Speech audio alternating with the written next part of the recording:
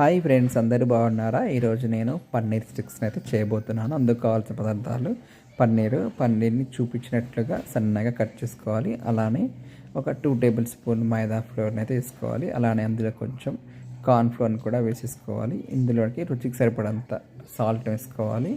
అలానే కొంచెం పసుపు, ధనియాల పొడి, అదేవిధంగా కారం పొడిని వేసుకొని ఒకసారి ఇలా కలుపుకోవాలి.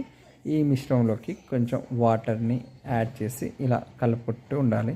సో ఇలా మనము కలుపుకున్న పిండి ఇలా జారేటట్టుగా ఉండాలి.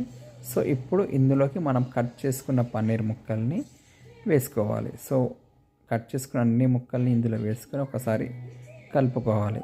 సో ఒక సైడ్ ప్యాన్లో ఆయిల్ హీట్ అవుతుండగా అందులోకి మనము కలుపుకున్న ఈ పన్నీర్ స్టిక్స్ని అన్నిటిని ఒక్కొక్కటిగా అన్నీ వేరువేరుగా వేసేసుకోవాలి. సో ఈ విధంగా కుక్ అవుతుండగా పన్నీర్ స్టిక్స్ గోల్డెన్ కలర్లో వచ్చాక ఇక మనము పన్నీర్ స్టిక్స్ని అన్నీ తీసేసుకొని ప్లేట్లో పెట్టుకోవాలి. సో ఈ పన్నీర్ స్టిక్స్ అయితే చాలా అంటే చాలా క్రిస్పీగా అయితే వచ్చాయి ఫ్రెండ్స్.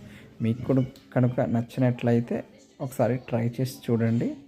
సో మీకు నచ్చితే కామెంట్ చేయండి. And thank you for watching. So please కొత్తగా ఎవరైనా చూసే వాళ్ళు ఉంటే సబ్స్క్రైబ్ కూడా చేసుకోండి.